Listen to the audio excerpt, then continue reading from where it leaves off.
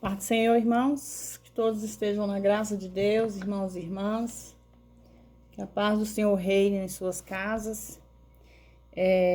Na última leitura, eu parei no versículo 22 e 23, né? E terminamos aqui na parte que Deus fala sobre as instruções, né, que ele dá para seu filho, os filhos, né, de Israel, para que eles façam conforme as suas instruções, não adorar deuses, não adorar imagens, obedecer os mandamentos de Deus, não fazer aliança com nenhum dos deuses diferentes que seja Deus, né? Deus é o único que existe. Que em tua terra não habitarão, para que não te façam pecar contra mim, no caso, que na terra onde eles estiverem não exista deuses que não seja o Deus que eles servem, né? As instruções que Deus dava àquele povo. Perdão, irmãos. Então, vamos aqui, seguindo o capítulo 24, né? No capítulo 24 fala sobre o sangue. E disse o Senhor a Moisés: sobe ao Senhor tu e Arão, Nadab e Abiú, e 70 dos anciões de Israel, e vos adorareis de longe. E somente Moisés se achegará ao Senhor, mas eles, todos os outros, não se aproximarão, nem o povo subirá com ele. E Moisés veio e contou ao povo todas as palavras do Senhor e todos os estatutos. Todo o povo respondeu a uma voz e disseram: toda a palavra que o Senhor disse, tudo que o Senhor disser, executaremos. No versículo 6, e Moisés tomou a metade do sangue e o pôs em bacias, e emergiu a outra metade do sangue sobre o altar. E tomou o livro da aliança e o leu aos ouvidos do povo, os quais disseram: tudo que o Senhor tem falado faremos e obedeceremos. Então Moisés tomou o sangue e aspergiu sobre o povo e disse: eis aqui o sangue da aliança que o Senhor tem feito convosco sobre todas essas palavras. A expressão do sangue sobre o povo provavelmente se referia à expressão sobre seus líderes e representantes. Não se poderia referir-se à aspersão sobre quase 3 milhões de pessoas. A metade do sangue aspergiu sobre o altar. Deste modo prometeu Deus com teu compromisso. A outra metade foi aspergida sobre as pessoas, comprometendo-os deste modo. E subiram Moisés, Arão, Nadab e Abiú, e 70 dos anciões de Israel, e viram Deus de Israel. Em João 1,18 é dito: ninguém jamais viu a Deus. Essa declaração feita por Moisés não contradiz aquela declaração, porque a palavra viu em João se refere a compreender ou a compreender totalmente em todas as palavras. Ninguém compreendeu a Deus totalmente em nenhum momento. E havia debaixo dos seus pés como um ladrilhado de safira. A pedra safira expressava a pureza de Deus, semelhante ao céu quando está sereno. Porém, não estendeu a sua mão sobre os príncipes dos filhos de Israel. Viram Deus e comeram e beberam. 40. Então o Senhor disse a Moisés: sobe a mim ao monte e espera lá, e darei placas de pedra e a lei dos mandamentos que tenho escrito para os ensinar. Nessa passagem, Moisés sobe ao monte e disse aos anciões: esperai-vos aqui, que eu voltarei para vós. E eis que Arão e Hur estarão convosco. Se tiver algum assunto, achegue-se a eles. Então Moisés subiu ao monte, e uma nuvem cobriu o monte. A glória do Senhor repousou sobre o monte Sinai, e a nuvem cobriu-os por 6 dias. E ao 7º dia chamou a Moisés no meio da nuvem. E o parecer da glória do Senhor era como um fogo abrasador no cume do monte, aos olhos dos filhos de Israel. E entrou Moisés no meio da nuvem.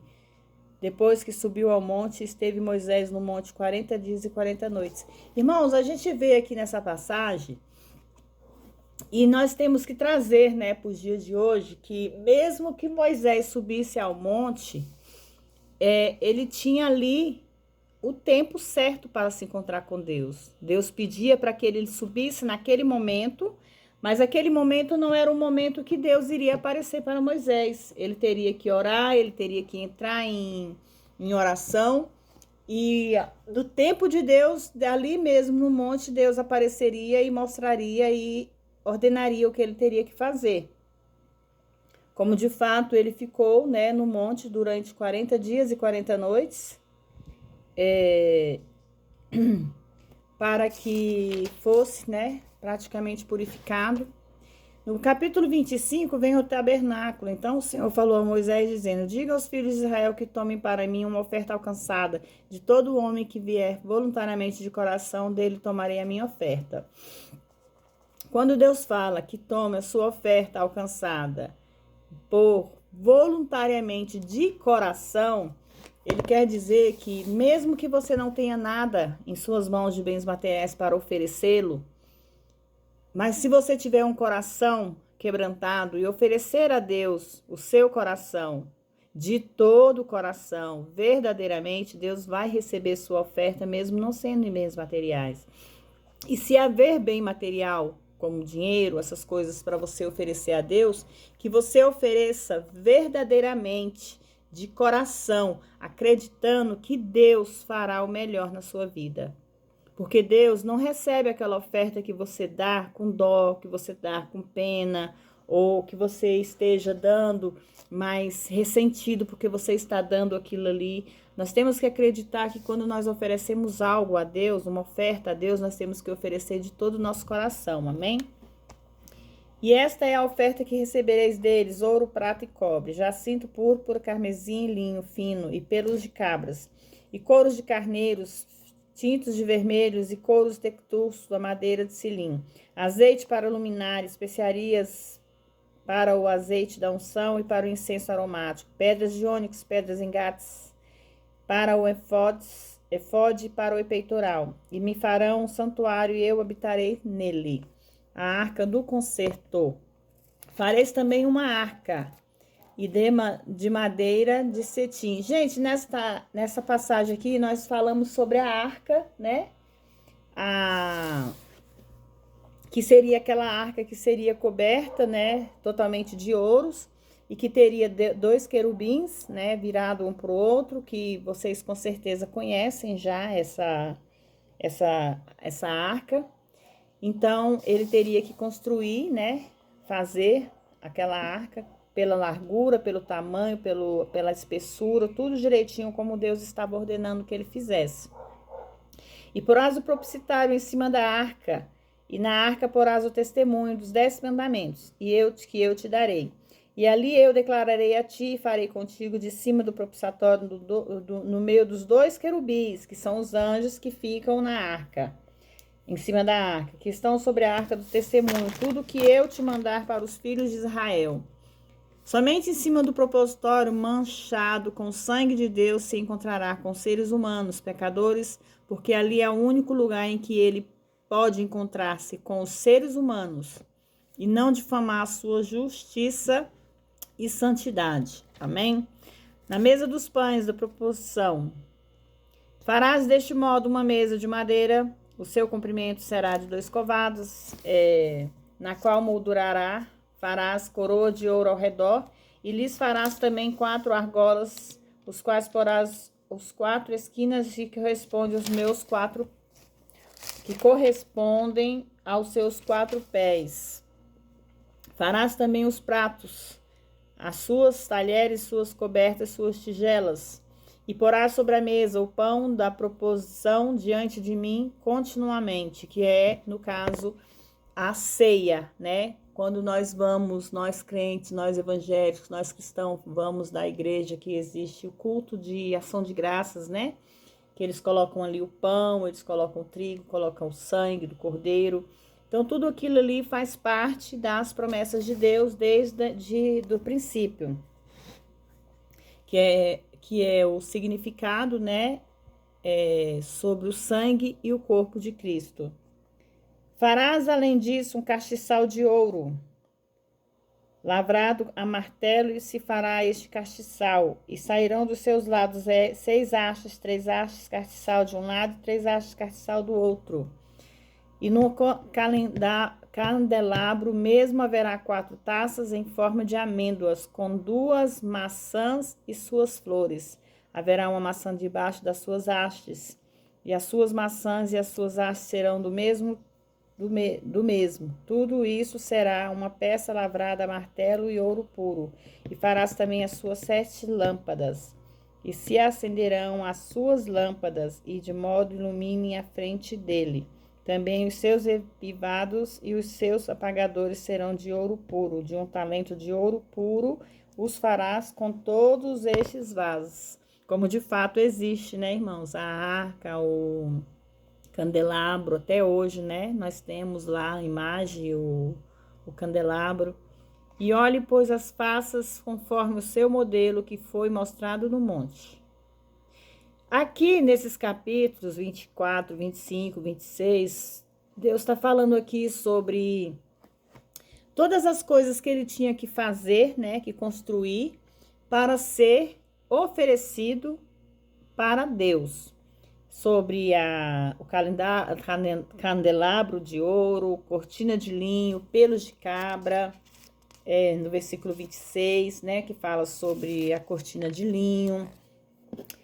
Vem as tábuas, bases de pratas, as barras exteriores, a barra do meio, o vestimento de ouro, o véu interior, os móveis do tabernáculo, o véu exterior, tudo isso, né, para um altar, para Deus, para ali um tabernáculo, algo que seja oferecido a Deus. Capítulo 27, farás também um altar de madeira, que aqui é quando ele fala sobre o altar, como ele terá que ser construído, com o que, né? Sobre o que. Aí vem o átrio, a porta, o azeite, o sacerdócio, as vestimentas, os materiais, o éfode. O éfode de ouro e de azul, de púrpura, era um manto externo que era posto no sumo sacerdote. A porta seria a conduzir ao átrio interior. O átrio, esta era a parte dianteira do tabernáculo, que dava para o oriente, né? Aqui cada um explica que o altar de bronze tipifica a cruz, a humanidade de Cristo. A barra do meio, o revestimento de ouro, tipifica a deidade de Deus. As travessas, de novo, esta madeira indestrutível aponta para a humanidade perfeita de Cristo, né? Tudo isso aqui Deus pediu para que fosse construído. O sacerdócio, vem o peitoral, foi conectada à frente do éfode, o urim, tumim, havia um bolso, se é que podemos chamar de bolso, atrás do peitoral, junto ao coração de Arão, onde era guardado o urim e o purim. A primeira palavra significa luzes, enquanto a segunda significa perfeições. Portanto, devemos concluir que o julgamento dado seria perfeito. A Bíblia não nos diz exatamente o que eram essas coisas, mas alguns acreditam que seriam ser objetos materiais de algumas ordens. Possivelmente eram pedras, uma pedra com a palavra sim inscrita nela e a outra com a palavra não escrita nela. Sim e não, né? Um positivo e negativo. O manto simboliza Cristo como nosso grande sumo sacerdote no céu. A coroa da santidade.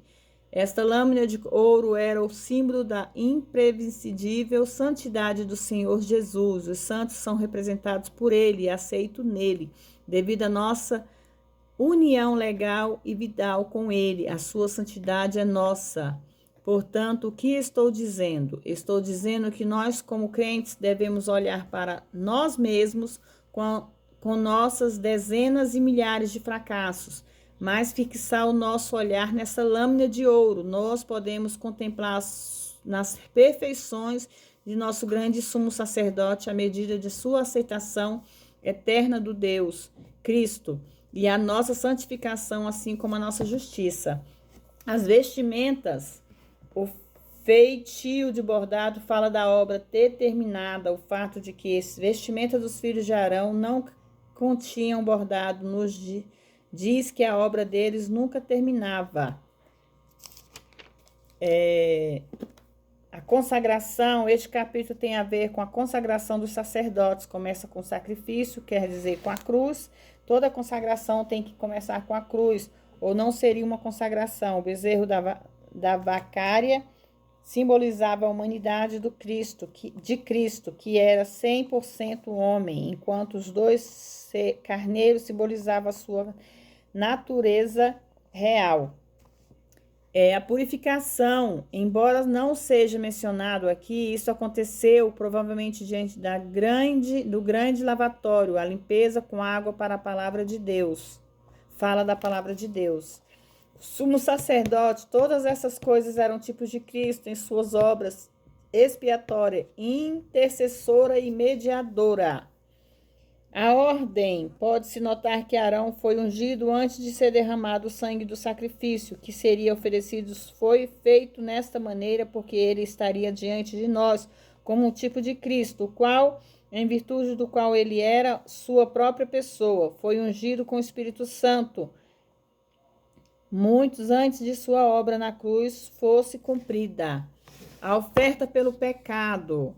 Com efeito, foram transferidos os pecados deles para estas inocentes vítimas. Representa Cristo tomando os nossos pecados sobre si mesmo e em seguida pagando a penalidade por nossos pecados, o que veremos momentaneamente. Foi quando Cristo pagou nossos pecados na cruz do Calvário. A consagração,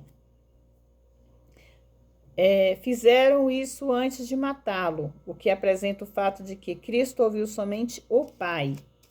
Cristo, quando ele passou por aquela luta na cruz do Calvário, ele não ouvia a mais ninguém, somente ao Pai, que era dali que viria a salvação dele, dali que viria o socorro dele. Mesmo ele tendo ficado em silêncio por muito tempo, Deus já sabia de todas as coisas e ele tinha certeza que Cristo voltaria a ressuscitar e a se sentar no trono junto com o Pai. Aí vem as ofertas pacíficas. Em outras palavras, eles poderiam tomar esta parte para si mesmo, para lhes servir de alimento, que simboliza o fato de alimentar-nos de Cristo.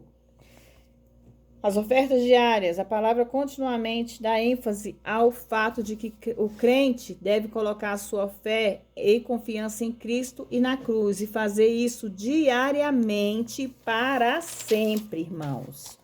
Não é só hoje ou daqui a pouco, é sempre, diariamente. A promessa, devido à cruz do Senhor, agora mora dentro do coração e na vida do crente, que é a promessa que Deus nos deixou. No capítulo 30, o altar de incenso. Era o altar de incenso, a qual tipifica Cristo, que faz intercessão por nós constantemente. Madeira indestrutível que aponta para a perfeita humanidade de Cristo. O dinheiro expiatório é o censo. Os versículos 11 e 16 falam do dinheiro pago pelo resgate e pela redenção. O dinheiro era um imposto especial de registro de Israel, como um memorial em uma lembrança da provisão e redenção feita por Deus.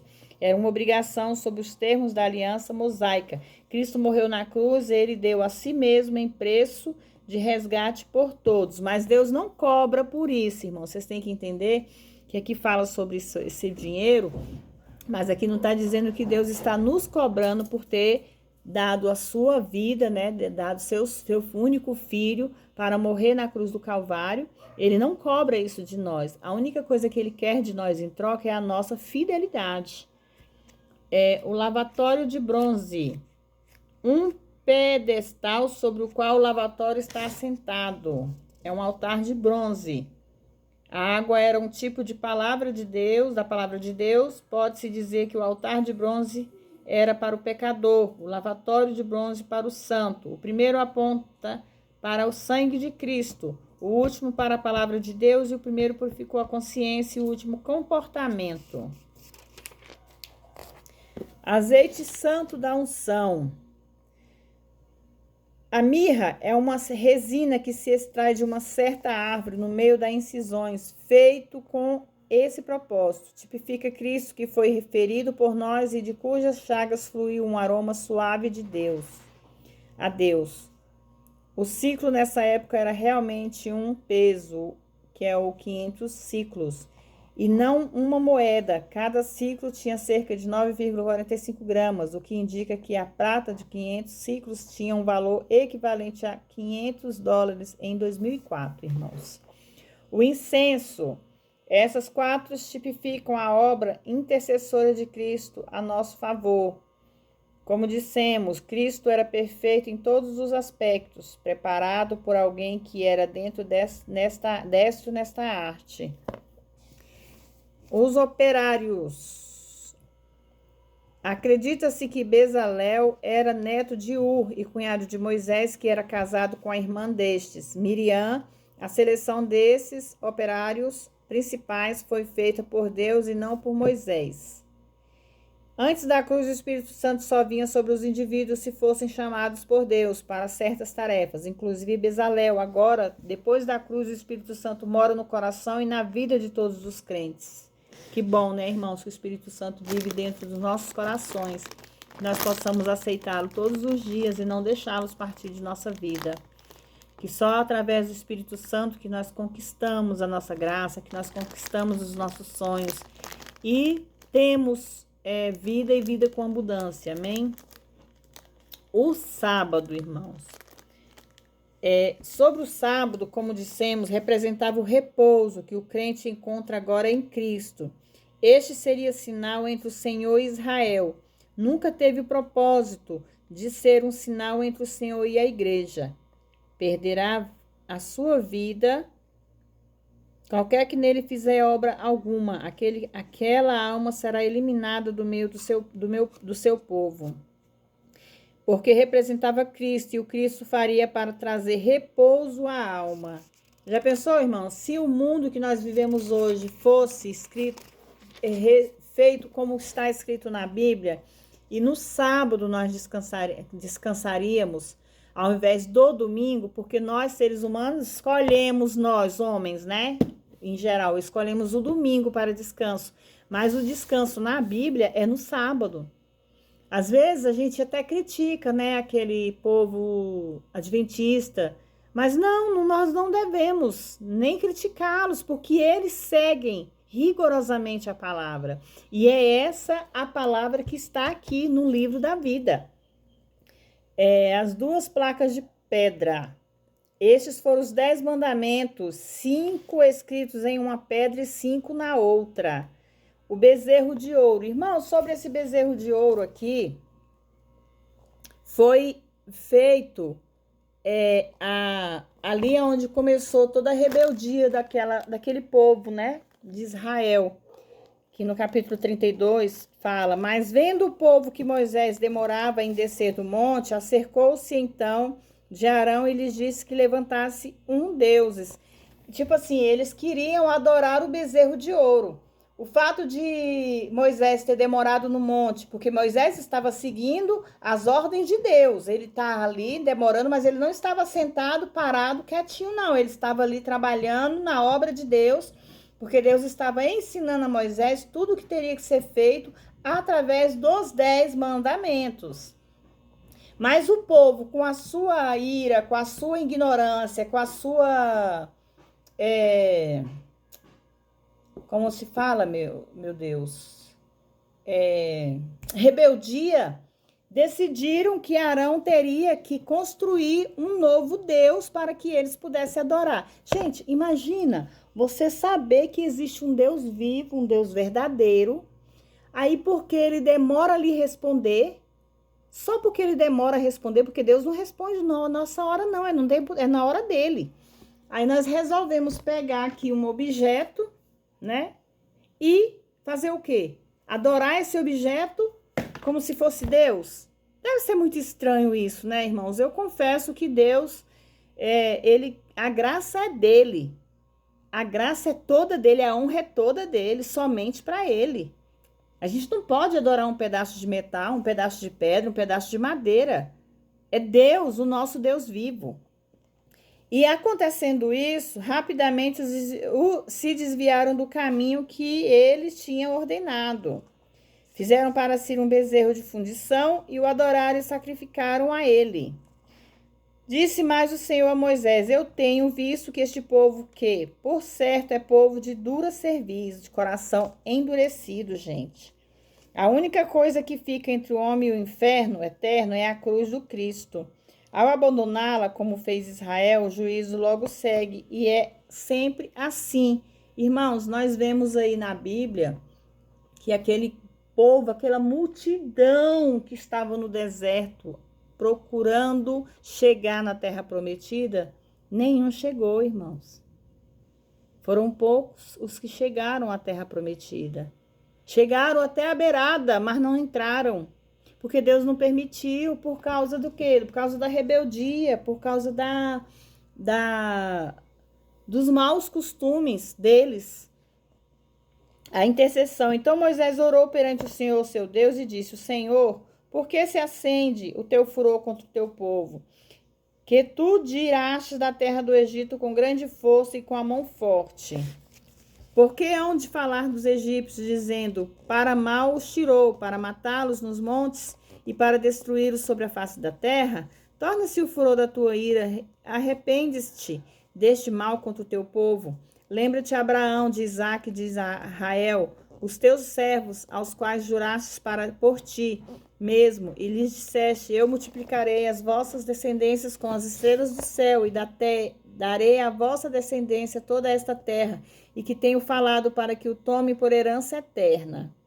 Então o Senhor se arrependeu do mal que dissera e havia de fazer ao seu povo. Não significa que o Senhor tenha feito algo mal, mas sim que ele simplesmente se voltou na direção oposta. Muitas vezes, como aqui, o que Deus faz está apoiado no que nós fazemos. De fato, toda aquela geração morreu no deserto, e isso aconteceu por incredulidade, irmãos. Pela incredulidade daquele povo, eles não chegaram à terra prometida. E se voltou Moisés e desceu do monte, trazendo sua mão as suas tábuas, os testemunhos, as placas escritas de ambos os lados. E aquela tábua era obras de Deus. E ouvindo Josué o clamor do povo que jubilava, disse a Moisés: alarido de guerra no arraial. E ele respondeu: não são gritos de vencedores, nem são alariados de vencidos, mas o alarido dos que cantam como eu. Ouço eu. E aconteceu que quando Moisés ao acampamento e vendo o bezerro diante, encolerizou-se e arremessou as tábuas nas suas mãos e as quebrou ao pé do monte. Quando Moisés causou isso aqui, foi o primeiro pecado que Moisés cometeu, de ter pego aquelas tábuas sagradas, né, os 10 mandamentos, eles encolerizou da ira e as jogou no chão. Então, aqui nesse versículo nós vemos que Moisés simplesmente irou-se contra aquele povo que estava adorando aquele bezerro, porque ele, com certeza, o que ele esperaria daquele povo? Que enquanto ele estaria no monte, orando, intercedendo e ali na presença de Deus, aquele povo teria que estar em oração, aquele povo teria que estar intercedendo pelos outros e não adorando um bezerro de ouro. Então, aqui começou a ira de Moisés. Moisés intercedendo pelo povo e o povo não estava se importando com o que ele estava fazendo. Idólatras assassinos. E vendo Moisés que o povo estava despido, porque Arão havia deixado se despir, para a vergonha entre seus inimigos, e ficou Moisés em pé à porta do tabernáculo e disse: quem é do Senhor? Ajunte-se comigo, e se ajuntarão com ele todos os filhos de Levi. E ele lhes disse: assim diz o Senhor, o Deus de Israel: ponha cada um a sua espada sobre sua coxa. Passem e voltem de porta em porta pelo acampamento e matem cada um a seu irmão, a seu amigo e a seu parente. E os filhos de Levi fizeram conforme a palavra de Moisés, e caíram o povo naquele dia como que 3.000 homens. Porquanto Moisés tem dito: consagrai hoje as vossas mãos ao Senhor, porquanto cada um se consagrou em seu filho e em seu irmão, e isto para que eles conceda hoje uma bênção sobre vós. Assim o Senhor feriu o povo por ter feito o bezerro que Arão tinha formado. No capítulo 33, a jornada, o Senhor disse ainda a Moisés: vai subir daqui, do que o povo que fizeste subir a terra do Egito, a terra da qual jurei a Abraão, Isaque e Jacó, dizendo: a sua descendência darei. E eu enviarei diante de ti um anjo, e lançarei fora os cananeus, os amorreus, e os filisteus, e os ferezeus, os hebeus e os jebuseus, uma terra de mana, leite e mel, porque eu não subirei no meio de ti, porquanto és povo de dura cerviz, para que te não consuma eu no caminho. E ouviu o povo esta má notícia, vestiram-se lutos e aprentearam, e ninguém pôs sobre si os seus atávios. Pois o Senhor dissera a Moisés: dize aos filhos de Israel: vós, pois, sois povo de dura cerviz, e por um momento subir no meio de ti, te consumirei. Tira, pois, agora os seus atávios, e eu saberei o que eu tenho que fazer. Tabernáculo. Tomou o tabernáculo e o estendeu para no acampamento, a uma distância considerável do acampamento, e o chamou o tabernáculo de testemunho. E aconteceu que qualquer que buscava o Senhor saía ao tabernáculo do testemunho que estava fora do acampamento. E falava o Senhor a Moisés cara a cara, como fala qualquer com seu companheiro. Tornar-se-á para o arraial, mas o jovem Josué, seu filho, seu servo, filho do Num, nunca se separará do meio do tabernáculo.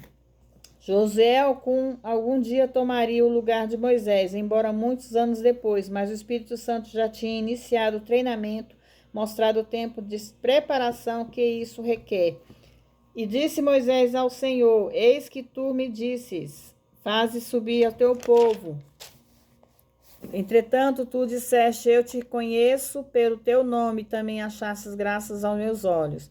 E agora, pois, se tiver achado graça em teus olhos, rogo-te que me mostres agora o teu caminho, para que te conheça e para que ache graça em teus olhos, e considera que este teu povo é uma grande nação.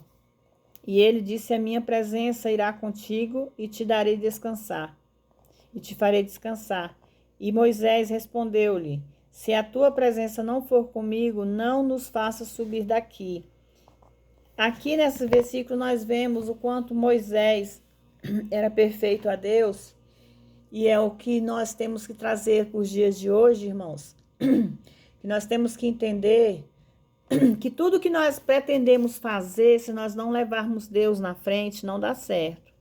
Então não pense você em ir na frente e deixar Deus de lado ou Deus para trás, porque não vai dar certo, irmãos. Então procure sempre procurar Deus colocar Deus na frente de todas as coisas que vocês pretendem fazer, pretendem adquirir, pretendem possuir, porque só Deus pode nos guardar e que nós possamos consagrar tudo que é nosso nas mãos dele, amém?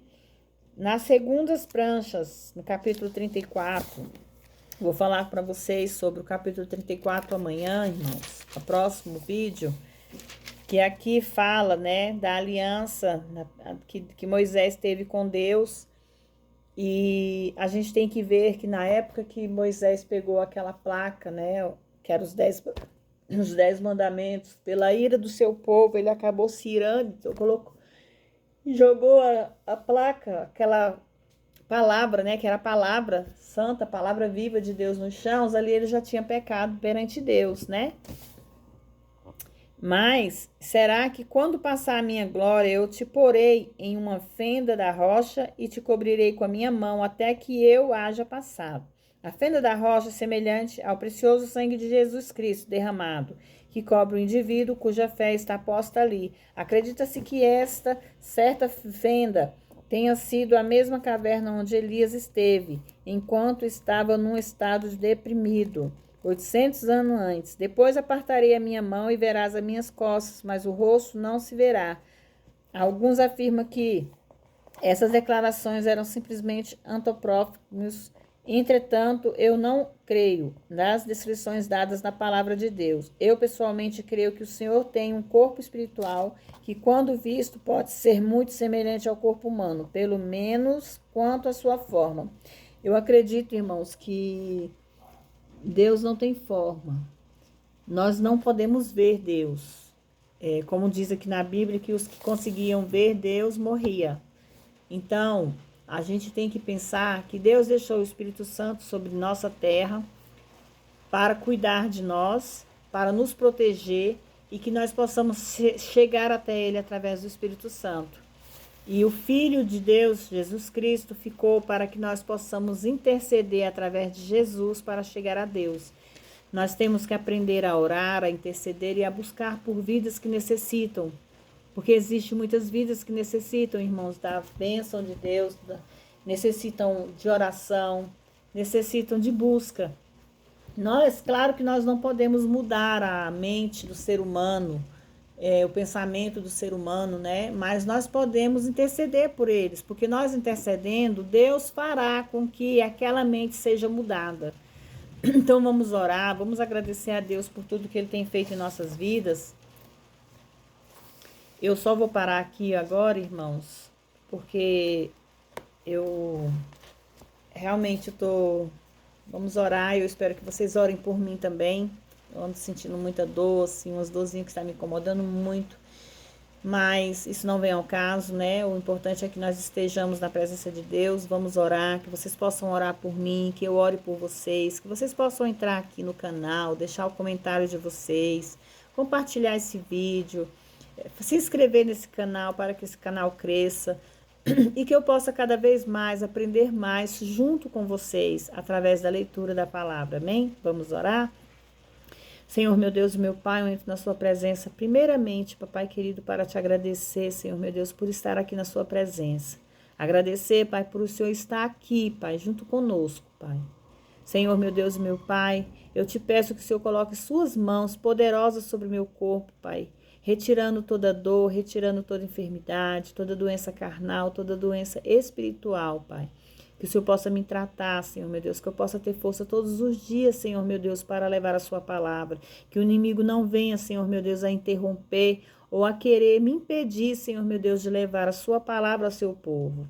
Pai, nesse momento eu venho apresentar, Senhor, meu Deus, os meus filhos e os familiares. Eu venho apresentar, papai querido, a cada vida que aqui se encontra, que aqui entrar, meu Deus. Que o Senhor possa entrar, pai querido, com providência na vida deles. Seja com cura, seja com libertação, com renovo, com transformação.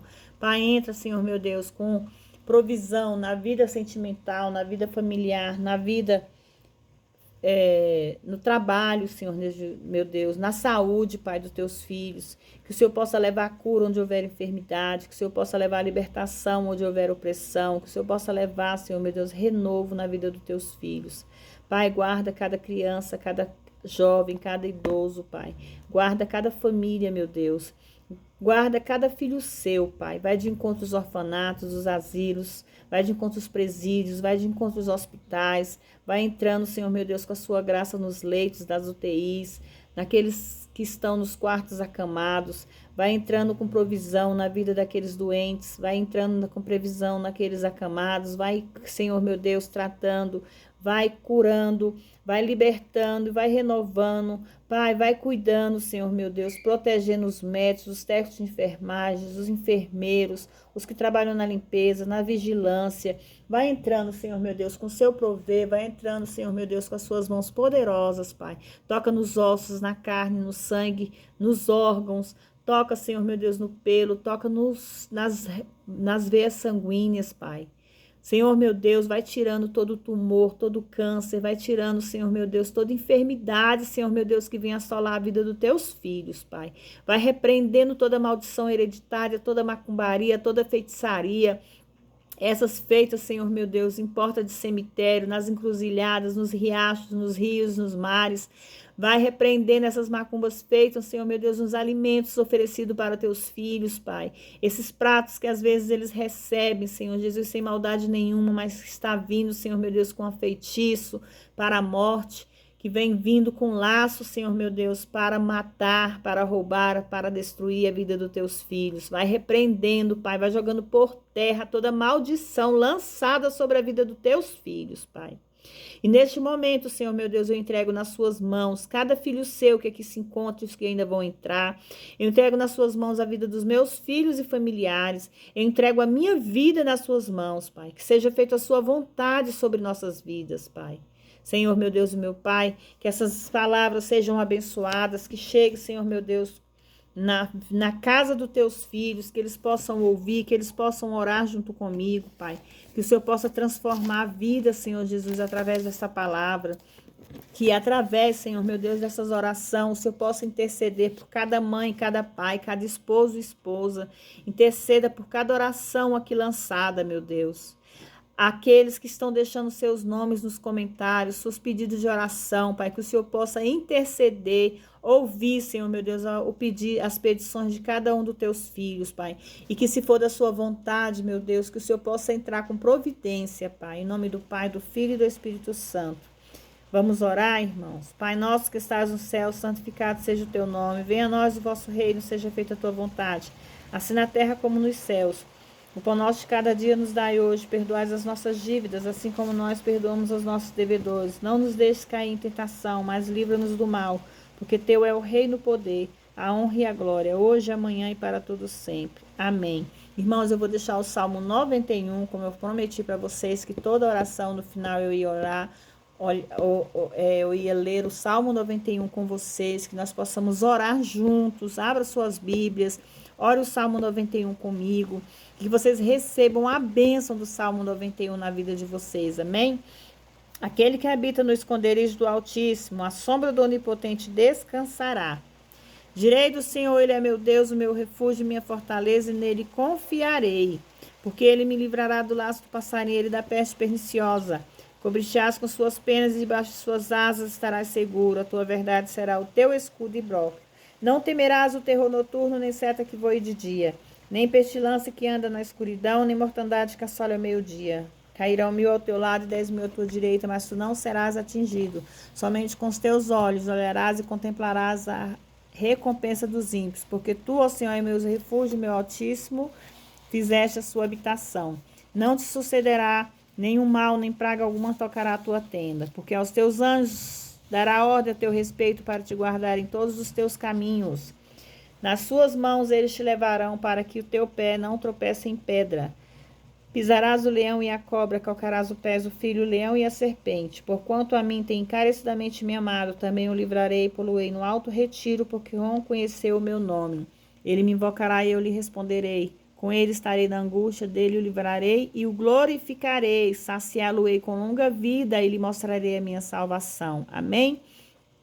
Que neste Salmo 91 vocês possam ser abençoados, que vocês possam ter um fim de semana abençoado, né? Hoje já é quinta-feira, nós vemos aí que nós já estamos na data de 11, né, de janeiro, o tempo passa rápido, então que nós só possamos amar, perdoar, abraçar, receber perdão, que nós possamos ser perdoados, porque nossa vida ela é curta, ela não é para sempre, nós não viemos na terra como semente, né? Deus nos semeou aqui, mas nós temos o nosso tempo de crescer, nascer, crescer, viver, aproveitar o tempo que Deus nos dá e no tempo certo Deus vem e nos retira daqui novamente. Então, que antes que isso aconteça, nós possamos perdoar, nós possamos amar. Eu peço perdão aqui no canal a todos que me assistirem. Eu peço perdão àqueles que eu já possa ter ofendido de alguma maneira, né? Magoado de alguma maneira, porque nós temos que pedir perdão todos os dias, irmãos. E que vocês possam aprender a fazer isso também, amém? Fiquem todos na paz do Senhor, na graça de Deus, e que Deus possa abençoar a vida de vocês, amém?